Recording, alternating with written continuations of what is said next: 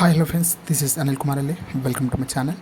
Friends, ఈరోజు ఈ వీడియోలో వచ్చేసి మీరు రేషన్ కార్డ్ కోసం అప్లై చేసుకున్నట్లయితే, లేదంటే మీరు ప్రీవియస్ రేషన్ కార్డ్ కోసం అప్లై చేసుకుంటూ అందులో నార్మల్గా మీ కిడ్స్ నేమ్ రాకపోవడం కానివ్వండి, లేదంటే మీ ఫ్యామిలీ డీటెయిల్స్ ఆడికి ఆడకపోవడం కానీ, అలాంటి స్టేటస్ని మీరు ఏ విధంగా తెలుసుకోవాలి, అది ఏ విధంగా మీ స్టేటస్ ఎట్లా పెండింగ్లో ఉందా, లేదంటే రిజెక్టెడ్లో ఉందా, లేదంటే అప్రూవల్లో ఉందా, ఏ విధంగా మనం చెక్ చేసుకోవాలనేది మీకు చూపిస్తాను. So let's get start now.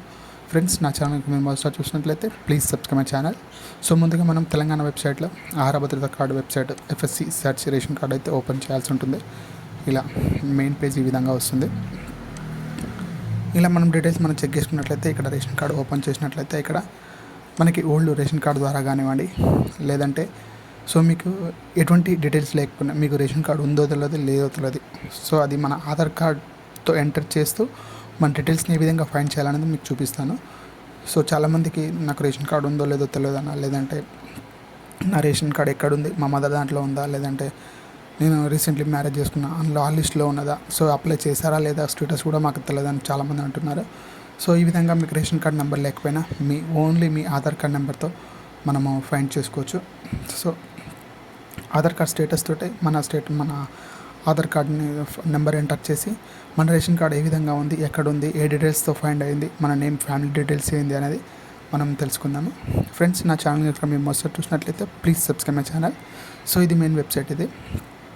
ఇందులో మీరు ఓపెన్ చేసినట్లయితే ఇక్కడ మీ డిస్టిక్ అదేవిధంగా మీ సేవా కేంద్రం డీటెయిల్స్ సంబంధించిన ఎంటర్ చేయాల్సి ఉంటుంది ఇక్కడ. సో ఇక్కడ మనకి లాస్ట్ చూసినట్లయితే యూఐడి నెంబర్తో సర్చ్ అని ఉంటుంది ఇక్కడ చూడండి. ఇక్కడ యూఐడి నెంబర్, ఇక్కడ మీ డిస్టిక్ సెలెక్ట్ చేసుకోండి. ఫస్ట్ ఆఫ్ ఆల్ ఇక్కడ మీరు ఏ డిస్టిక్ అయితే ఆ డిస్టిక్ సెలెక్ట్ చేసుకోండి. సో ఇక్కడ మీకు రేషన్ కార్డ్ ఎట్లాగూ లేదు కదా, మీ ఆధార్ నెంబర్తో ఫైండ్ చేయాలి.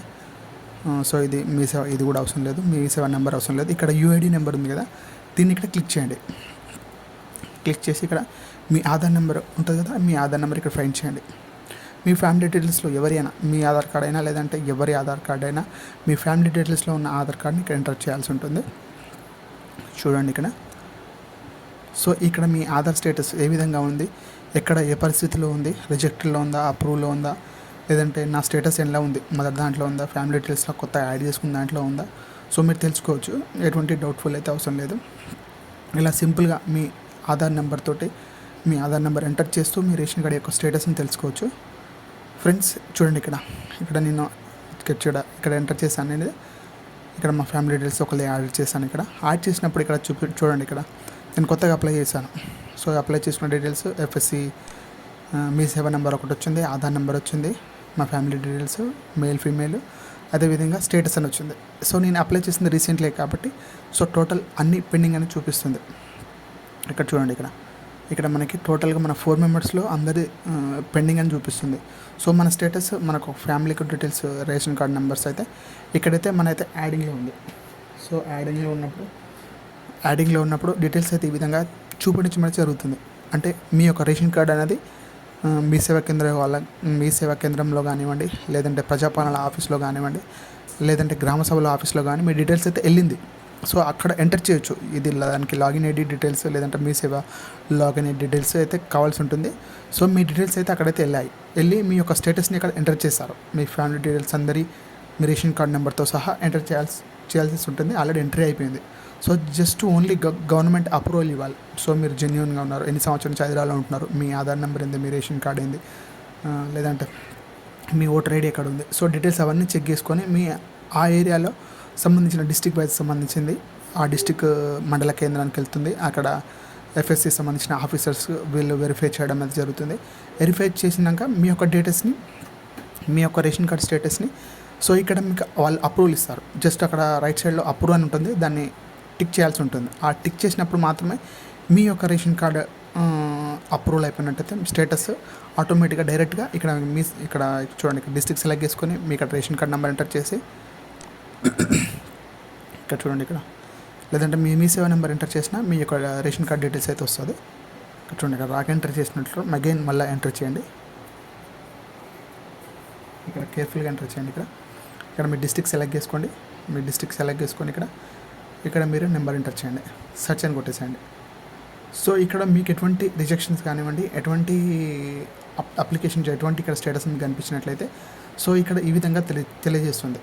సో ఇక్కడ మనకి అప్రూవ్డ్ అని వస్తుంది, లేదంటే మీ యొక్క స్టేటస్ని రిజెక్టెడ్ అని వస్తుంది, లేదంటే డిలీటెడ్ అని వస్తుంది. సో డిలీటెడ్ అయిన మాత్రము సో మీరు మీ ఫ్యామిలీ డీటెయిల్స్లో మీకు ఒక ఇద్దరు డాటర్స్ ఉన్నారంటే వాళ్ళిద్దరికి పెళ్ళి అయిపోయిన వాళ్ళ డేటాని మీ ఫాదర్ అండ్ మదర్ రేషన్ కార్డులు డిలీట్ చేయడం అయితే జరుగుతుంది. సో దట్ టైంలో వాళ్ళకి డిలీట్ అని వస్తుంది. ఎందుకంటే వాళ్ళు మళ్ళీ అగైన్ వాళ్ళ హస్బెండ్తో సహా వాళ్ళు న్యూ రేషన్ కార్డ్ అప్లై చేసుకున్నప్పుడు అందులో అప్రూవ్డ్ అని వస్తుంది. సో ఎందుకంటే ఆఫ్టర్ మ్యారేజ్ అవుతుంది కదా, సో వాళ్ళు ఆఫ్టర్ మ్యారేజ్ అనేది వాళ్ళ ప్రీవియస్ ఆధార్ కార్డు పెట్టాల్సి ఉంటుంది, ప్రీవియస్ రేషన్ కార్డు పెట్టాల్సి ఉంటుంది, వాళ్ళ మదర్ది ఫాదర్ది. సో అటాచ్ చేసి మీ యొక్క నేమ్స్ని వాళ్ళు ఇక్కడ మీ ఫ్యామిలీ మెంబర్స్లో మీ మదర్స్ దాంట్లో డిలీట్ చేసేసి హస్బెండ్ దాంట్లో యాడ్ చేస్తారు. సో ఇలా add and deleting me family details కానివ్వండి, మీ పూర్తి డేటా మీ యొక్క బయోడేటా అప్లికేషన్ ఫామ్లో, లేదంటే న్యూ రేషన్ కార్డ్ అప్లికేషన్ ఫామ్లో, లేదంటే ఇక్కడ చూడండి ఇక్కడ కొన్ని నాకు అప్రూవల్ అయినాయి. సో నేను 4 మెంబర్స్ ఇస్తే ఇక్కడ నాకు 3 మెంబర్స్ అప్రూవల్ అయితే అయినాయి. సో ఇది మనకి వర్కబుల్, అంటే ఇంకొకటి పెండింగ్ ఉంది. So as soon as possible అది కూడా ఈ 1 వీక్లో మనకి అది కూడా అప్రూవల్ రావచ్చు. So as soon as possible మన రేషన్ కార్డ్ అయితే, ఎందుకంటే ఆఫ్టర్ జనవరి నుంచి మనకి తెలంగాణ గవర్నమెంట్ ప్రతి ఒక్క రేషన్ కార్డ్ని డేటాబేస్ని చెక్ చేసుకొని ఫ్యామిలీ మెంబర్స్ని యాడ్ చేయడం కానీ, లేదా డిలీట్ చేయడం కానివ్వండి, లేదంటే కొత్తగా న్యూ మ్యారీడ్ కపుల్స్లో అందులో యాడ్ చేయడం కానివ్వండి. సో డేటాని మొత్తం రీవెరిఫై చేస్తుంది. సో వెరిఫై చేసినప్పుడు మన డేటా కొంచెం అవకతవకలు జరుగుతుండొచ్చు, ఎందుకంటే ఇంట్లో డేటా అందులోకి వెళ్తుంది, అందులో డేటా ఇంట్లోకి వస్తుంది. చాలా మన న్యూస్లో విన్నాము, మనకి న్యూస్ పేపర్లో కూడా విన్నాము. సో అలా మనకి డేటా జరగకుండా, సో మన డేటా ఎవ్రీథింగ్ మన ఫ్యామిలీ డీటెయిల్స్ యాడ్ అవ్వడానికి రీసెంట్లీ చెక్ చేసిన దానిలో మన డేటాల్లో వెరిఫై చేసినట్లయితే ఇక్కడ మీ రేషన్ కార్డు నెంబరు లేదంటే మీ డిస్ట్రిక్ట్ సెలెక్ట్ చేసుకొని, సో ఇక్కడ మీ యొక్క స్టేటస్ని ఇక్కడ చూడండి. ఇక్కడ రెండో విడతగా ఇక్కడ చూడండి, ఇక్కడ మీ డిస్ట్రిక్ట్ సెలెక్ట్ చేసుకోండి, మీ డిస్ట్రిక్ట్, మీ మండలం, మీ ఏరియా. సో ఇలా మీరు ప్రతి ఒక్క డేటాని ఇక్కడ మీరు సింపుల్గా మీ అరచేతిలోనే ఇయర్ వైజ్గా మీరు ఎక్కడ మీరు రేషన్ కార్డ్ తీసుకున్నారు, ఎక్కడ లొకేషన్లో ఫైండ్ అయింది, ఎక్కడ మీరు ఆధార్ కార్డ్ యాక్టివ్లో, రేషన్ కార్డ్ యాక్టివ్లో ఉందా, డీయాక్టివ్లో ఉందా, ఎవ్రీథింగ్ మనం ఈ విధంగా ఫైండ్ చేసి మన యొక్క రేషన్ కార్డ్ యొక్క స్టేటస్ని తెలుసుకోవచ్చు. ఇలా మీరు సింపుల్గా మీ యొక్క కొత్త రేషన్ కార్డ్ని, లేదంటే పాత రేషన్ కార్డ్ని, లేదంటే ఫ్యామిలీ మెంబర్స్ని యాడింగ్ అండ్ రిమూవింగ్ కానీ ఎవ్రీ డీటెయిల్స్ని మనం ఈ విధంగా ఫైండ్ చేసుకోవచ్చు. అట్లీస్ట్ మీ దగ్గర ఎటువంటి రేషన్ కార్డ్ లేకపోయినా ఆధార్ నెంబర్తో ఫైండ్ చేయొచ్చు. ఫ్రెండ్స్, నా ఛానల్ కనుక మీరు మొదట చూసినట్లయితే ప్లీజ్ సబ్స్క్రైబ్ మై ఛానల్. మరిన్ని అప్డేట్స్ కోసం stay tune my channel. Thank you so much. Most welcome.